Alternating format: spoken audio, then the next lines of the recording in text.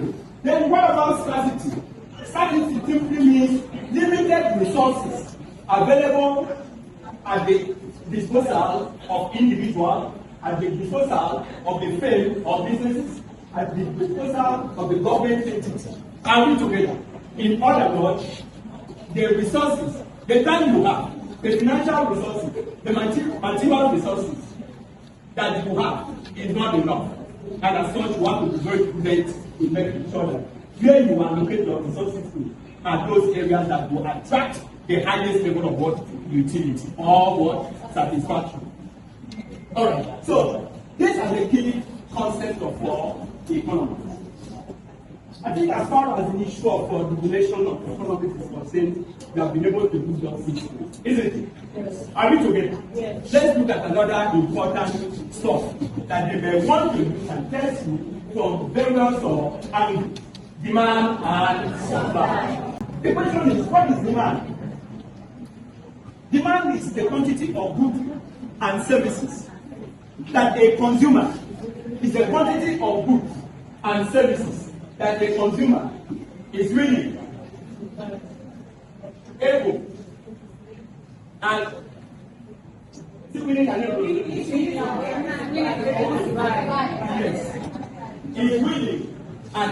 to buy at a given price at a particular point in time. Are we together? Very good. We have a demand to be effective.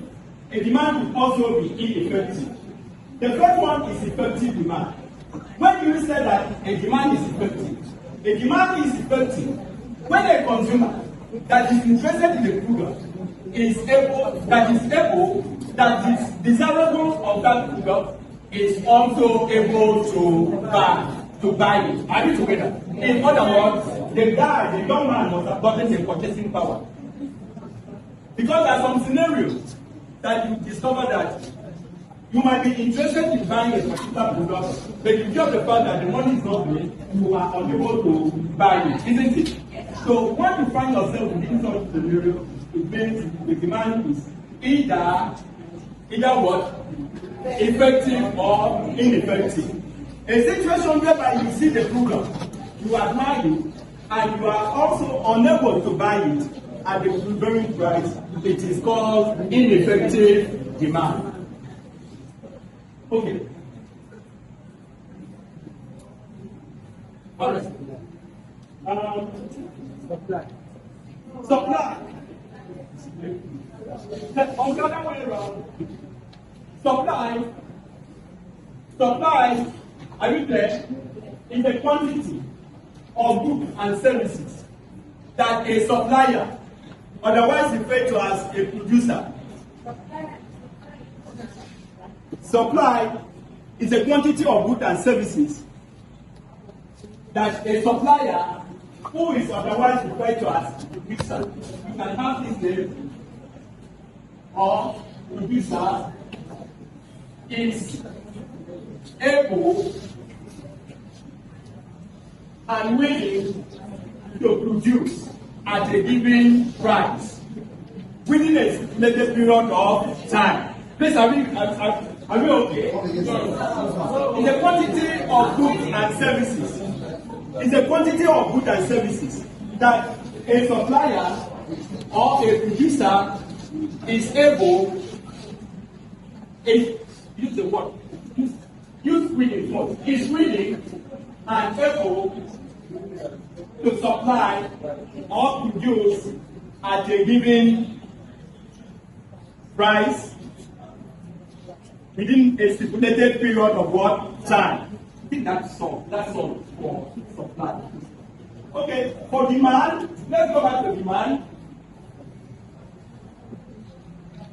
Take a look at this. And take a look at this. This price, this is quantity, right? Are you together? Yes. This is price and this is quantity. You have something like this, and you have something like this.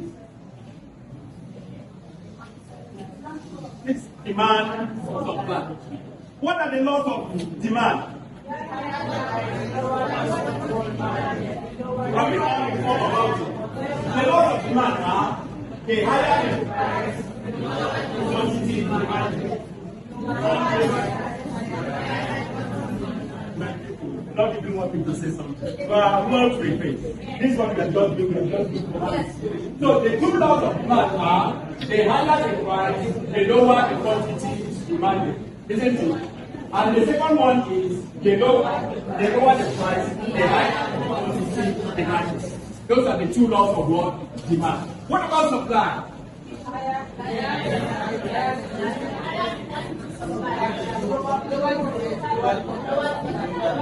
Please, let's say it together. The laws of supply are the higher the price, the higher the quantity of the goods or supply, right? And the second one is the lower the price, the lower the quantity of goods or supply. Are you together? Take a look at this. Remember the relationship between when we're talking about demand, two things were involved between the price and the quantity. That's what we want to demonstrate here. Are we together? So we have here the price and we have here the what? Quantity. So the law says the lower the price, right? When the price, let's assume everything is naira. This one is always quantified in units, isn't it?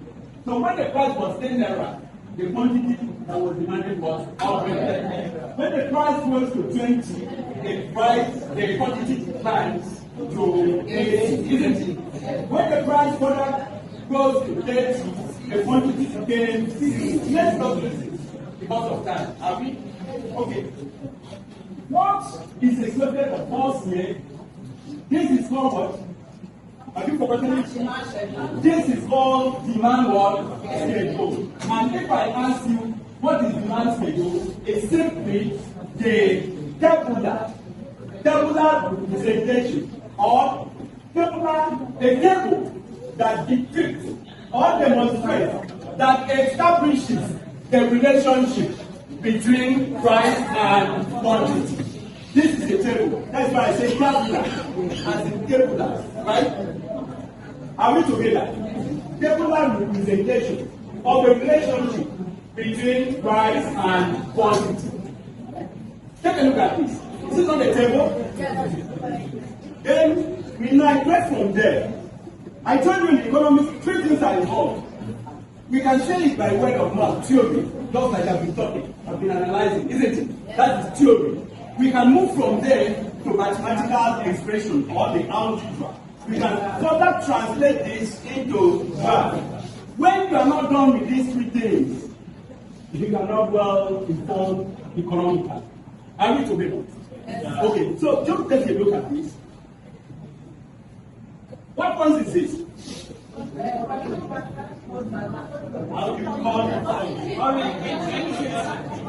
This point, is called point of what? Why is it so called? Because at this point, there is no transaction between the price and what? Quantity.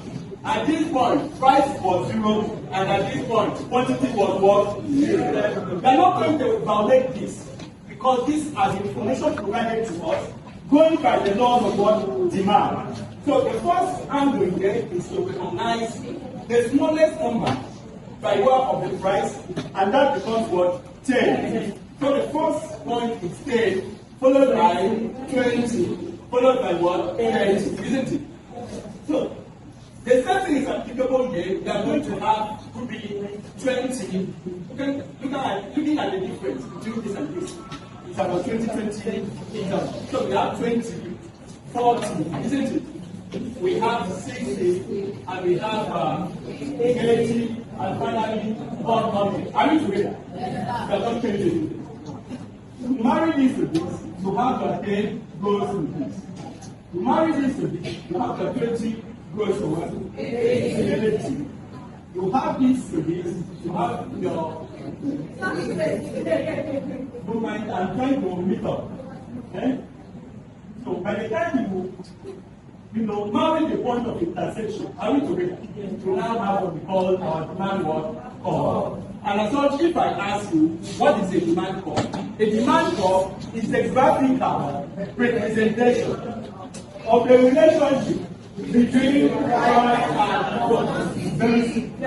What have we done? We have used this diagram to give the relationship. Are we together? And in doing that, we have not violated the law of demand. So that's it. Can we still demonstrate that of supply? Yes.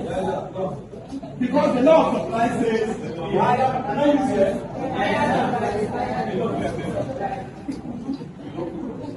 Price and here what? Quantity. When the price was low, let's start with the low one. Okay, the quantity demanded was what? Let's say 20. When the price goes to 20, the quantity became 40. When it got to 30, the quantity goes to what? 60. So we can put this by way of this. And what is this one called? This is called supply schedule. What is the meaning?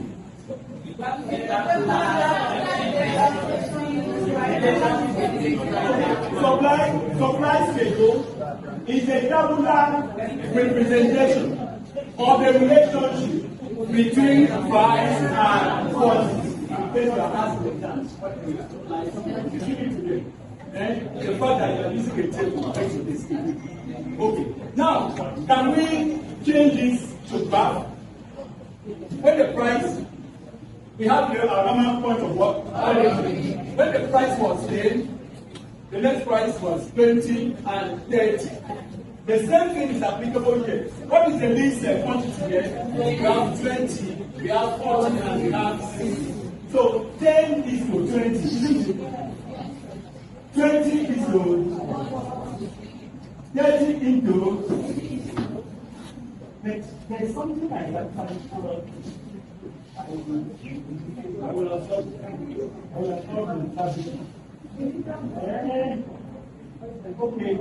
Okay, let's do something. Let's talk about something because there's something I want to pinpoint here, right? So we have let's assume at this point it was 25 and the quantity was also 25. Let us assume. I just want to demonstrate something. I need to make. So if we also have the point here, isn't it 25 in between the 10 and the quantity was what? The quantity was here 20. From here 25. Isn't it? Irrespective of the fact that we have something like this, then things that you don't do it properly, we not get it straight. But the point I want to demonstrate is this. By the time you have something like this, you will discover that this other curve is called the supply curve, and it is upward sloping. Upward sloping. Listen to me. Upward sloping from left to right. This one was downward sloping from left to left. Please have it together. In case you are asked in the exams, one of these is not a feature or a characteristic of the demand curve. Yeah? It is downward sloping from left to right. That one is right. It is convex to the origin. It is still right. It is convex to the origin. No. It is rather this that is convex to the origin. Are we together? So, take note of this. But there's a point I wanted to also share together. If I ask you, what is the point of equilibrium? What do you understand? The first thing you ask yourself, what is equilibrium? Equilibrium is simply a state of what? Balance. Where two things meet. The two things are equal. Between my left hand and my left hand and my right hand. Are we together? So at the point where two things meet, or we say to be a point of state of weight or state of balance. Are we together? It means that one of the sides is not better than the other. The two sides are bad. In case we may not have the time to address that. Are we together? Very good. Now, if you are asked, what is our equilibrium position? It's 25. Why is it 25? Because at this point, both price and quantity are the same. Please, did you get the message? And the critical position occurs at a point whereby both price and quantity are the same. Please, did you get that message? Yes, sir. Very good. Okay, so I think that does demands like this. Can we quickly? I told you we are not here to teach, just to remind ourselves. There is something that we have to, recall. I've said that in the class over and over and over again, but I'll say it again. Take a look at this. We have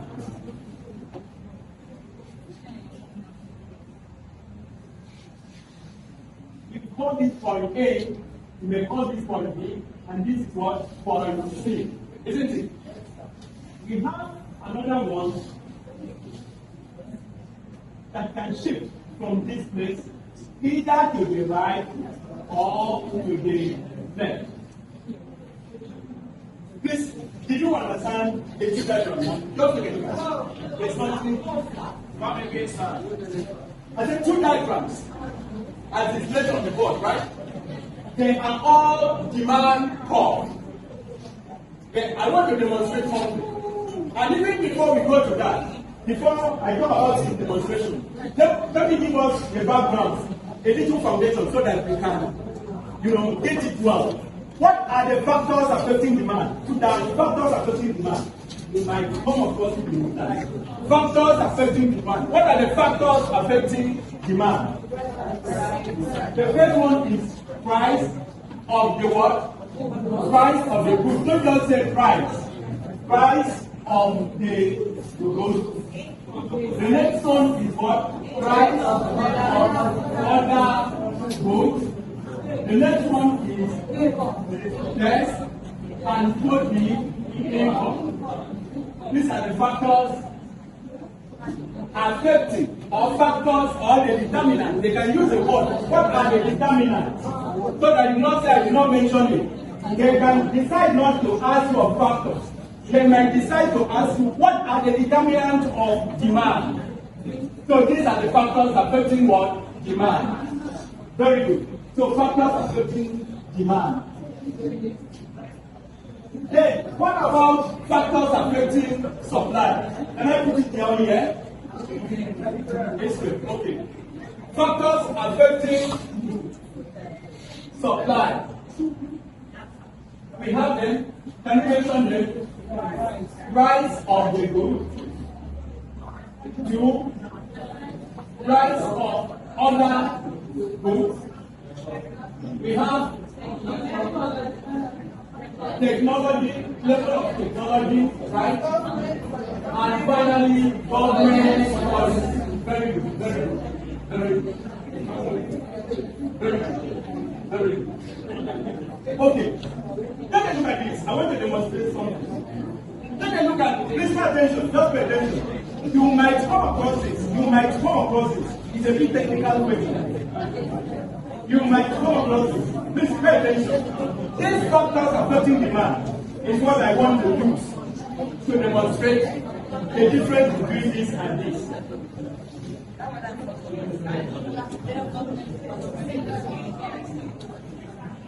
This is zero. Okay, let us relate that. Take a look at this. What has happened here?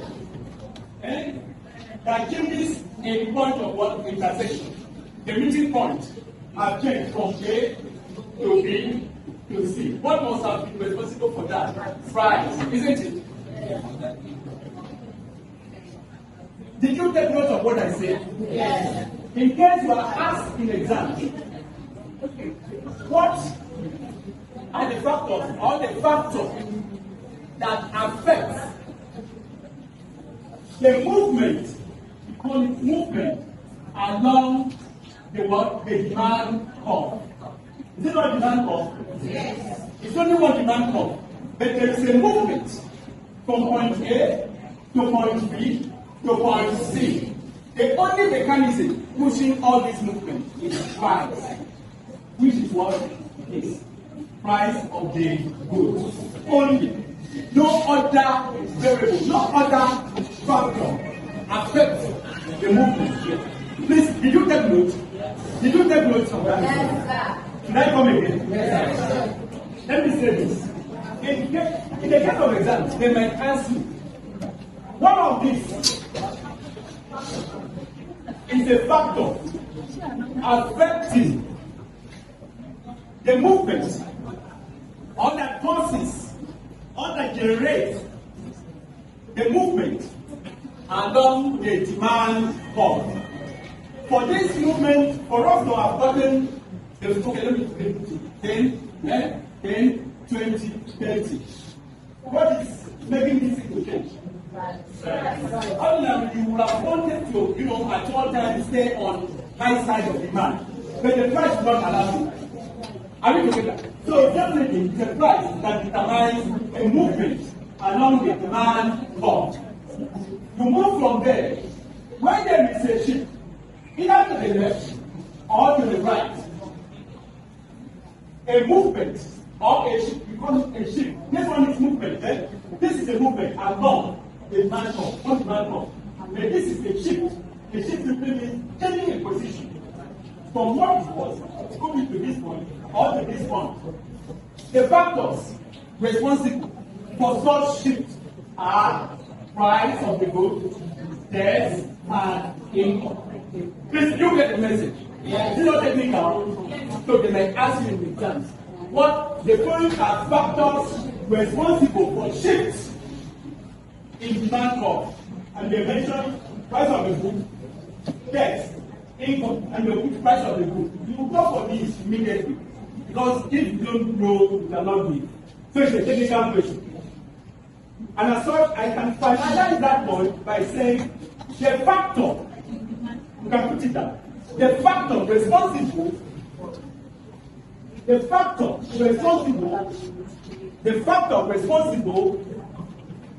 for the movement or that causes the movement along the demand curve is price of the goods. Please, did you get it? Yes, I said the factor responsible for the movement along the demand curve is price of the goods. If you are very fast, you can draw this. You can draw this. Are we together? Whereas the factors, the other one I said the factor, only one. Whereas the factors responsible for what? Shift in what? Demand curve are price of the goods, test, and income. I don't think there are other things that we want to based on that we will not be able to do. Okay, I think that does it. Are we together? Very good. Very good. So we can quickly go to another topic. Other ones will be addressed by way of questions and answers anytime we meet again. Are we together? And let's quickly go to another topic. Please, are we clear with this? Yes, sir. Are we clear with this? Yes. Very good.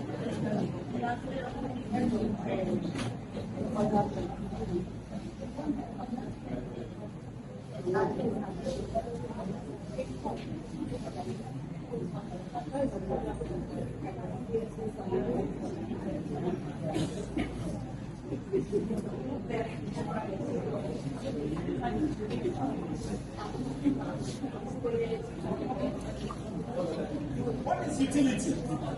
What is utility? Another name for utility is what? So we can do well to say utility is a satisfaction that a consumer derives D-E-R-I-B-E. Are you together? Yes, sir. Derive V-E-S, right? Yes.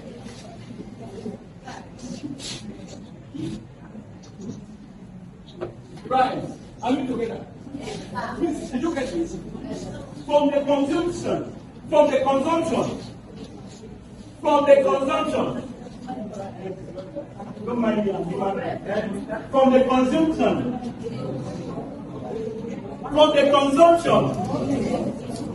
of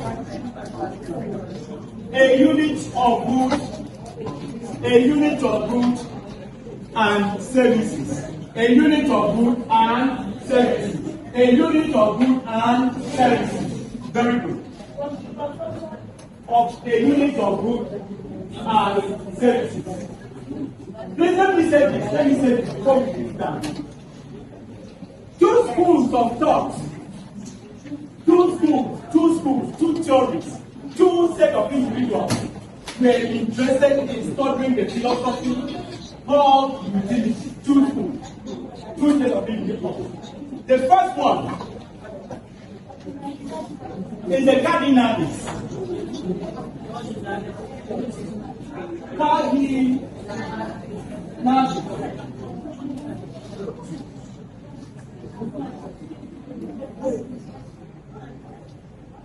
On the ordinary, I'm not going straight to what they are doing. Please, did you get this? We have two schools of goods. We're interested in the studies. Please just pay attention. I'll soon leave you alone. Are we together? But let me pass the message before I go. Two schools of thought were interested in the study of utility in economics. The first one is referred to as what? The cardinalists. The second one is called ordinalists. The first school of thought, can you listen to me? Believe that utility is measurable. When we say something is measurable or quantifiable, it means it can be counted by way of 1, 2, 3, 4, 5. Are we together? Against that position, the ordinalists said that utility is not what? Measurable. Rather, utility can be ranked or ordered. Measurable. This one says not measurable. But could be ranked or ordered.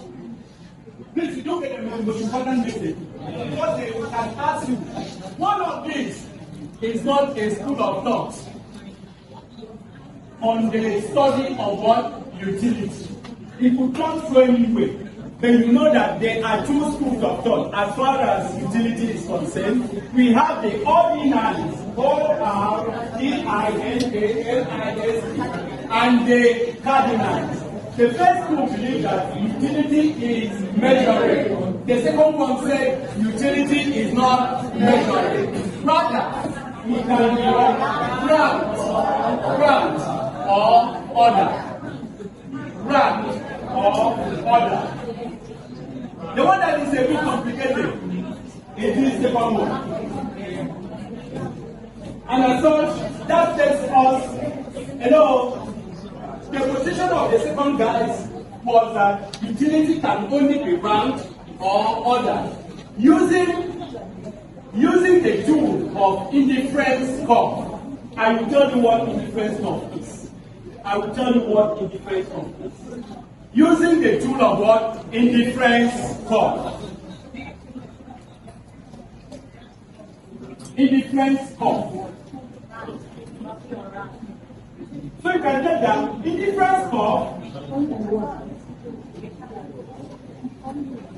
Indifference curve, you can take this down, short run, very short run. Indifference curve is a graphical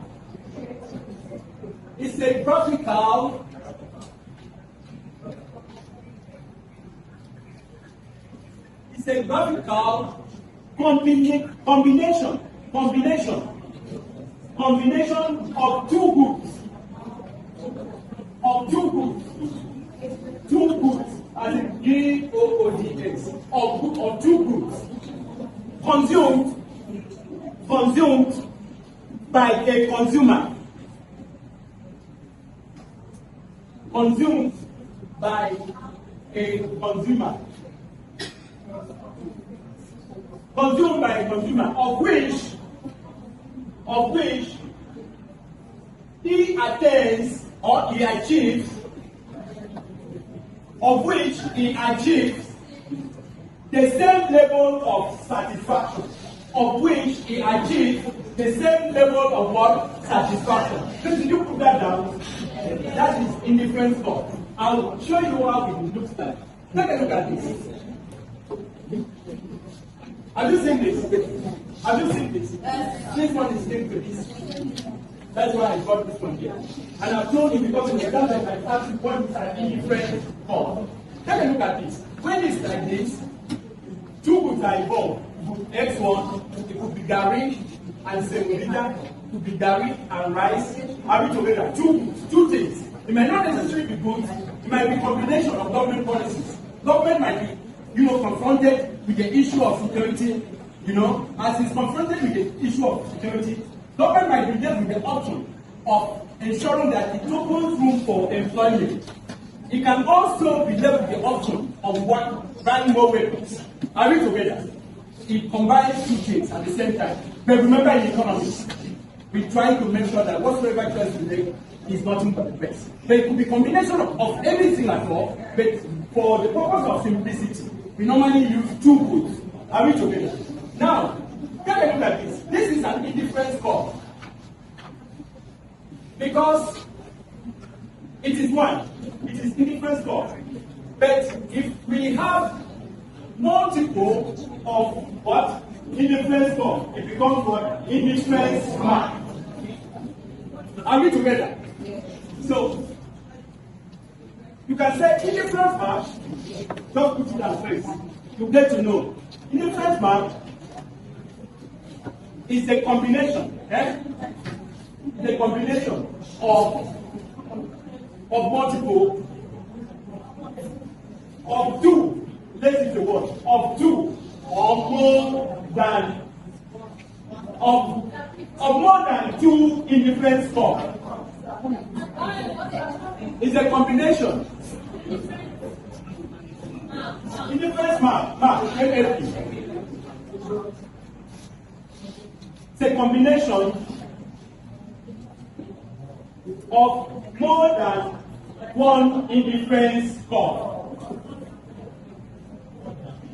What have I said now? Please take a look at this.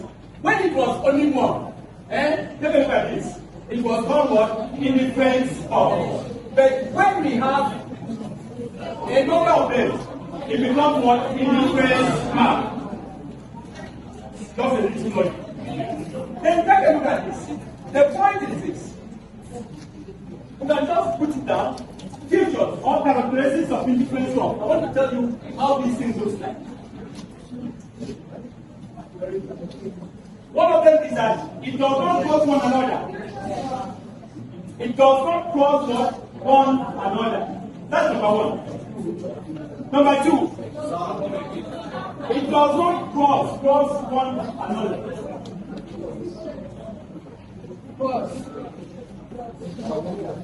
One another. That's number one. Number two, please let's maximize our time. Number two, it is convex to the origin. Convex in the sense that it's moving away from the origin. Remember, this is a point of what? Origin. So it's moving away from the origin. Assuming it was something like this, it would have been said to be what? Pumping. That means it's moving towards the origin. Are we together? Convex. Convex. And I said it is convex to the origin. Number three,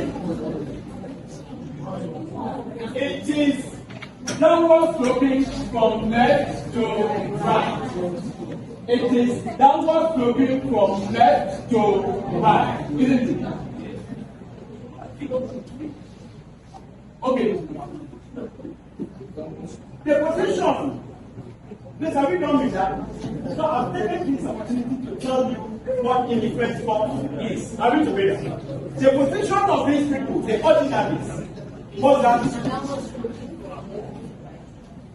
utility cannot be counted. It can only be ranked. Using what a indifference form, which I've mentioned to you. Their position was this. This is the first indifference box. IC1, isn't it? This is IC1, 2, isn't it? IC3. Indifference of 1, difference of 2, indifference of 3. So by the time we combine them together, we have indifference mark. Are we together? Yes. Very good. The position is this. They believe that the higher the level of this indifference form, the higher the level of satisfaction. That is why they say it can only be ranked or ordered. That the order in which they find themselves determines the level of their satisfaction. In other words, it means this was a takeoff point for IC1. It means this IC2, the level of satisfaction obtainable at point IC2 is better than the level of satisfaction obtained at what? IC1. Then, what about IC3? It also means the IC3 is higher than IC2 and higher than IC1. Assuming we have another one here, that would have been what? IC4. Oh, okay, yes. Maybe. Okay, now, the last one is that, assuming your part is one IC4, are we together? It means the level of satisfaction. Okay, let me say again. It was not very easy. The position of these people, the ordinaries, who believe that ability cannot be measured, rather it can be found or ordered. Using what indifference form analysis. This is what indifference form analysis. That's what I'm telling you now. I'm trying to analyze how it works. Their position is this. If you have indifference of 1 then indifference of 2, indifference of 3, that the position of the indifference form will determine the level of what? Satisfaction. That the higher the level of what? The position of what? The indifference form, the higher the level of what? Satisfaction. Therefore means, this was a takeoff point, IC1. When you go to IC2, it means that the satisfaction taken or obtained at IC2 is greater than the satisfaction obtained at what? IC1. Are we together? Yes. That was the position. It also means at IC3, the satisfaction obtained is more than IC2 and IC1. And assuming we have another one here, it means the satisfaction taken here is more than IC3, IC2, and IC1. Is it not simple enough?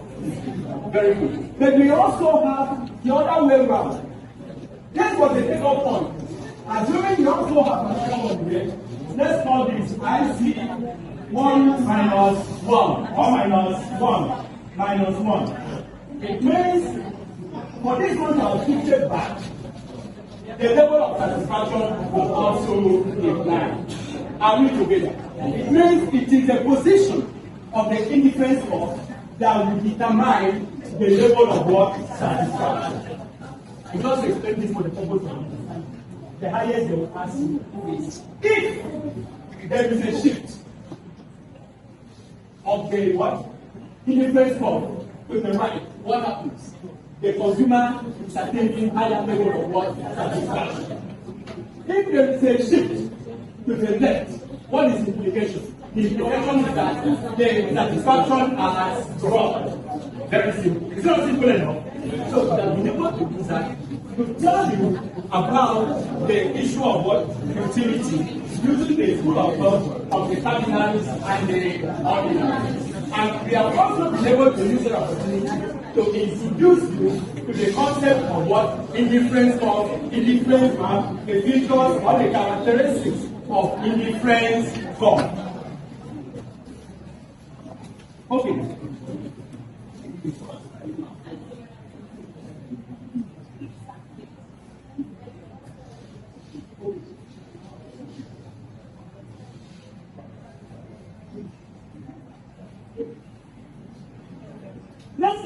another topic, which is market structure. Market structure. How big is that? The market is a place or an avenue where buyers and sellers meet. Where buyers and sellers meet. Did you get it?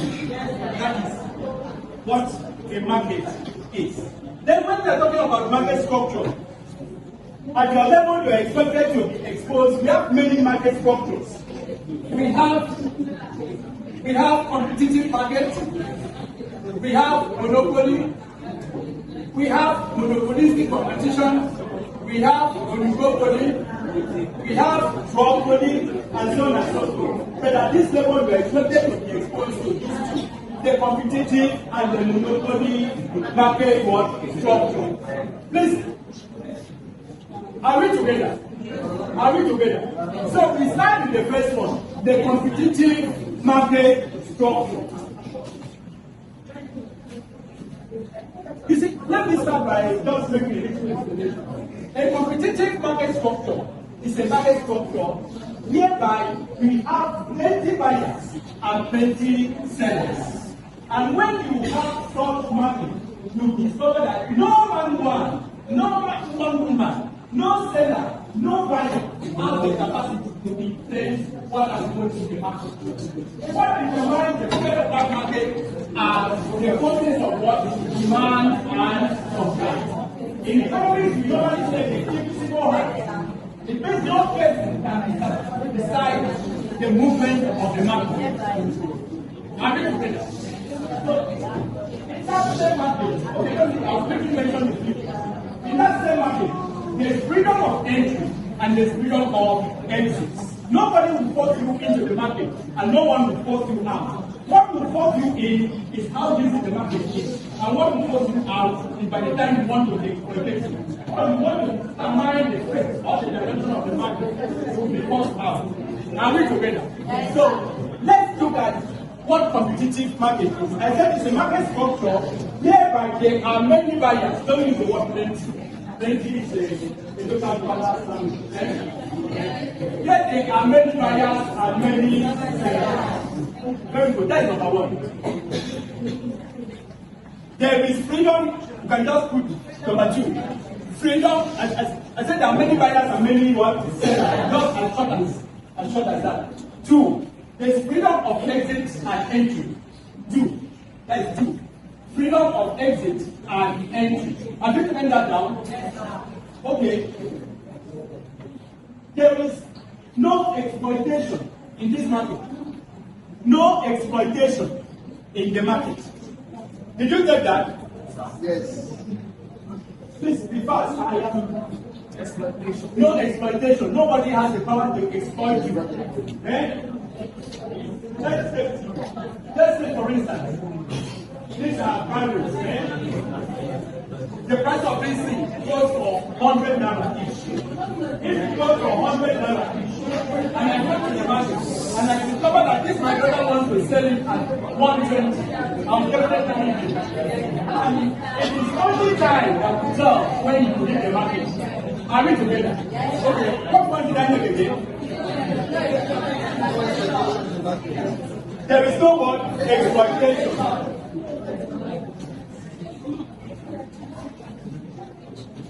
Participants, that is buyers and sellers, go with the motive of profit what making. Or you can use the word, you can use the word profit maximization.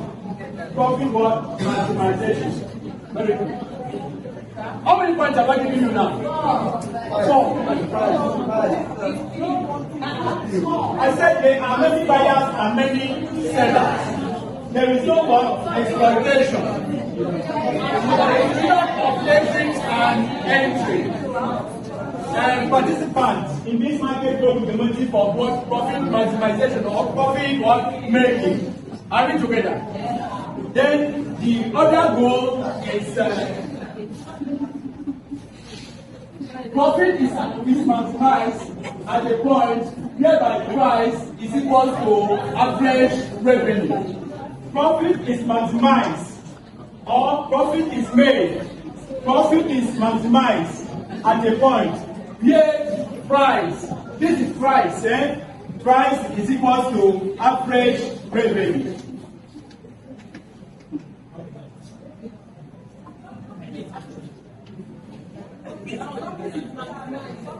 Profit is maximized at a point where price is equal to average revenue. They might ask you in exams. At what point does the competitive market maximize profit? At what point? I said, at what point does a competitive market maximize profit? It is at the point whereby P is equal to AR. That is, price is equal to average revenue. Okay, yes.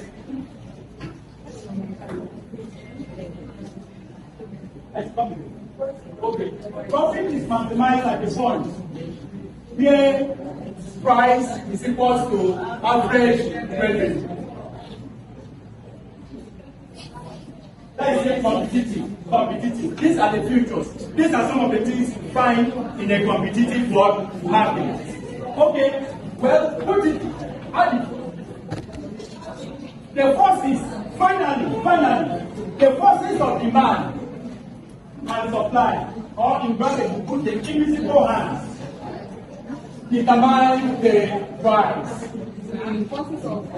The forces of demand and supply, or you can say the market forces. The market forces of demand and supply. Then in bracket, invisible hands. Because in the class they might use the word invisible hands. And you begin to ask yourself, what is this invisible hands? The invisible hands gives demand and supply. Please.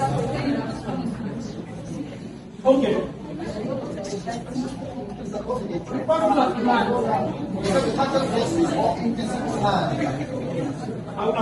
The market forces or invisible hands, then in bracket, demand and supply, right? Determine the price. Determine what? The price. Very good. Determine what? The price.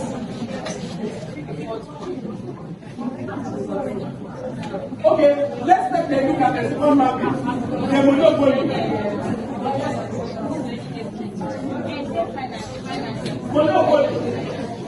Monopoly is a market structure. When I supposed to Monopoly is a market structure. Monopoly is a market structure. It's a market structure whereby there is only one seller. And many buyers. Hereby there is only one seller and many buyers.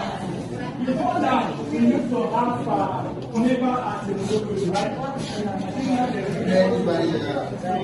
So that is a typical example. The neighbor of O, that is a sample of what? Monopoly. Only one seller of okay. All right. Okay, let's look at the futures and the characteristics of the monopoly so that we finally, round up. Okay. Characteristics. One. There is exploitation. There is what? Exploitation. Number one. There is what? Exploitation. The seller, number two. The seller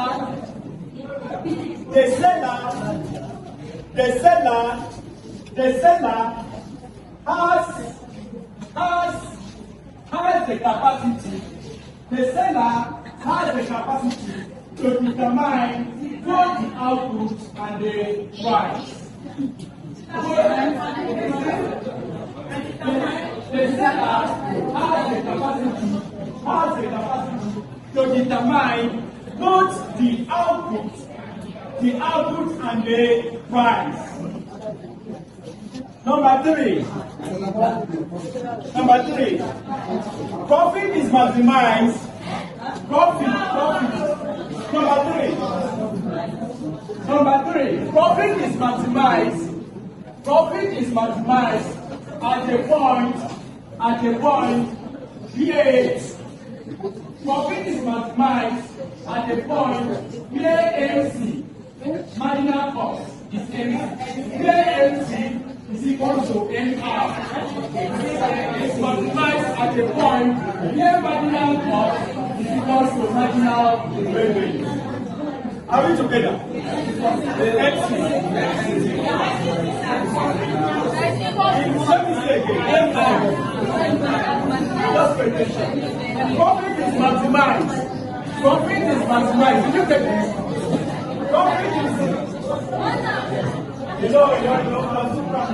Profit is maximized at a point where MC, that is marginal cost. Marginal cost is equal to marginal revenue.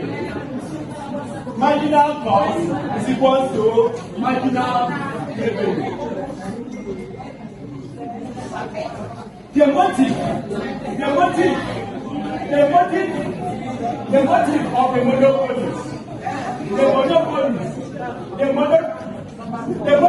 the monopolies. The intention is not. The motive of the monopolies is to maximize what? Profit. Is to make profit. The motive of the monopolies is to make what? Profit. So these are the key differences between a competitive market and a monopolies. Are we together? So please just take note, in case you come across this exam, the following are the features or what you expected to see in this market. Please just take note of them and begin to address it. So please, my people, on that note, if time was to be, I would have continued. But I think when next we meet, we continue to engage ourselves. Hi, I'm sure you enjoyed the content you just watched. To see more episodes as that, preparing you for your oncoming exams, smash the subscribe button on this channel right now and visit the playlist that we've made for you, covering over 50 types of different exams, including JAMB, WAEC, Kakao,